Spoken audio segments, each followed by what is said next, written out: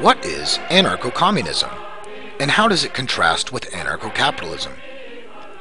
Anarcho-communism is a theory of anarchism which advocates the abolition of the state, private property, and capitalism in favor of common ownership of the means of production, direct democracy, or a horizontal network of voluntary associations and workers' councils with production and consumption based on the guiding principle, from each according to his ability to each according to his need.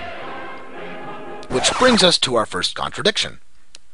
Anarcho-communism is basically a voluntary government.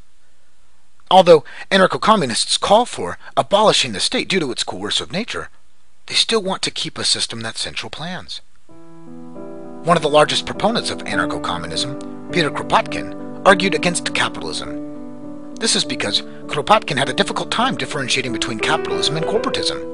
Capitalism being defined as the lack of a public sector, and corporatism being defined as statist advantages, loopholes, lobbying, subsidies, protectionism, barriers to entry against competitors, basically any state-backed intervention that is economically advantageous for the corporate structure. This same corporate structure that is, of course, created, licensed, protected, and backed by the state in the first place. They fail to realize that free market businesses are viewed in the same light as an individual's home. Unlike businesses in statism that are really controlled by the centralized coercive monopoly through various regulations, and which could be confiscated legally through political whim. They also fail to realize that property rights are a natural occurrence of spontaneous order.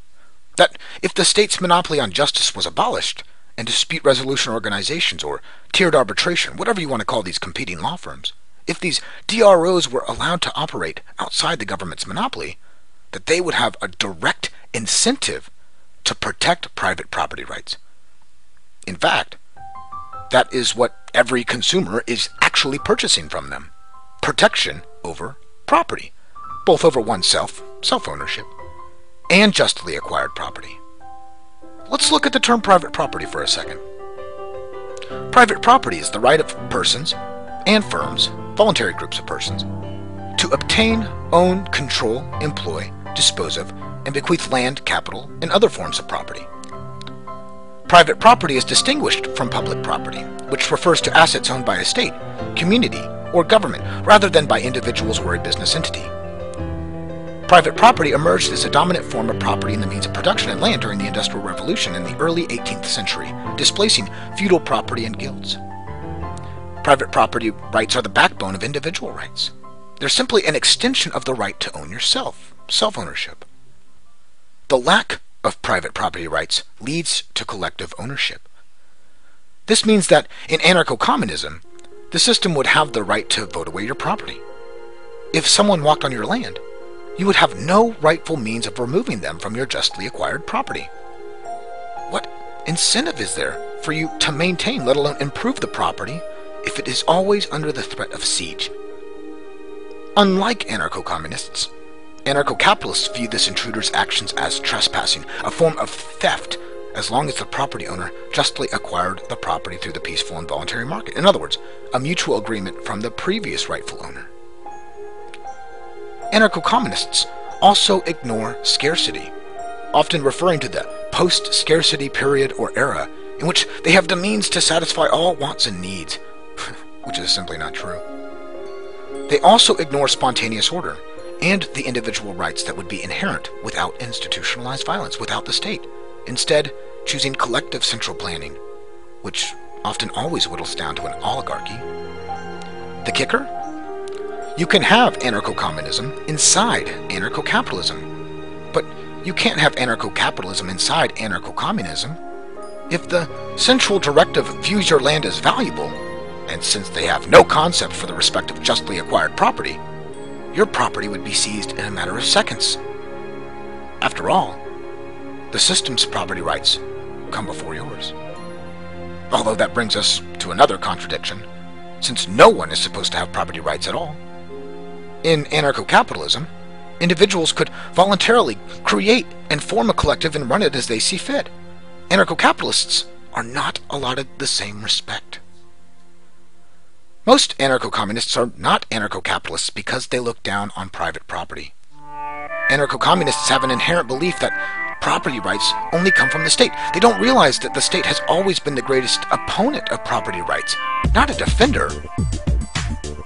They usually view the profit incentive system as inadequate and damaging, which I don't know what they want, bosses. No, but seriously, they are central planners. They want to collectively own and plan their entire economy, but without a feedback mechanism.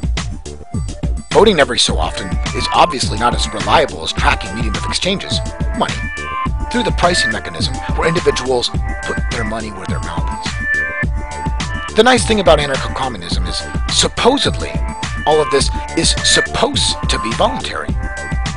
But this is simply what a business is. They simply use the pricing mechanism to measure feedback and adjust investment or withdraw investment based on these indicators. The problem is the state's intervention, its taxation theft, its destructive and politically tainted regulation that is often prescribed by the statists, corporatist lobbyists themselves. This is what rules society today. We are trapped to statism, to institutionalized coercion, and it's not voluntary. It is enslavement.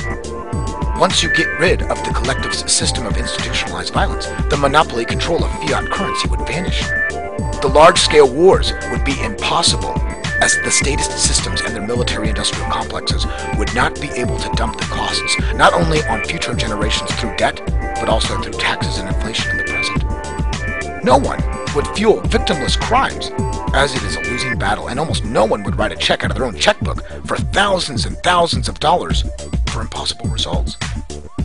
The problem is, instead of admitting the truth that central planning, especially without a money system, let alone individual rights, property rights, is an ultimate failure. They create a new voluntary government which only leads to control and protection over the collective's assets. How can this collective claim to have property rights when it won't even honor the individual choices of those inside its system? What if a person doesn't want to give up the land that they put time and sweat and labor into, the land they raised their kids on? What if this family disagrees with the collective? Obviously, the collective has gotten it wrong numerous times. Even voluntary central planning is a failure and inefficient, and it only opens the valve to coercive central planning. The free market is really just you, and I, and our neighbors, living in society without institutionalized violence, rules without rulers. Anarcho-communists might claim they give you the right to own yourself, but they are willing to gang up on you and take back the collective's property. At least an individualist who defends his justly acquired property has a valid claim. But why should 30 men get to tyrannize another peaceful individual? Just because the other 30 people said so? Very few people would ever enter into anarcho-communist arrangements because it is predestined to fail, as the individuals in the group would inevitably seek their own goals versus the goals of the centrally planned collective. The hypocrisy that the collective can own property, but that the individual can't. The fact that they ignore division of labor and scarcity. The fact that they would abolish all currency, even voluntary currency, which is really just a peaceful medium of exchange for feedback mechanisms. The fact that they view you as just some serf to the collective indicates that anarcho-communists haven't come far enough in their moral compass, and that they have repeatedly ignored history. Philosophically, anarcho-communism is an all-out assault on individuality and on rationality. The individual's desire to better him or herself, to avoid the tragedy of the commons, to partake in the voluntary pricing system, to specialize, to advance, to grow, all of these viewed negatively in the communes of anarcho-communism. You are looked down upon for growing and learning and working faster and harder than your peers. It actually stunts human development.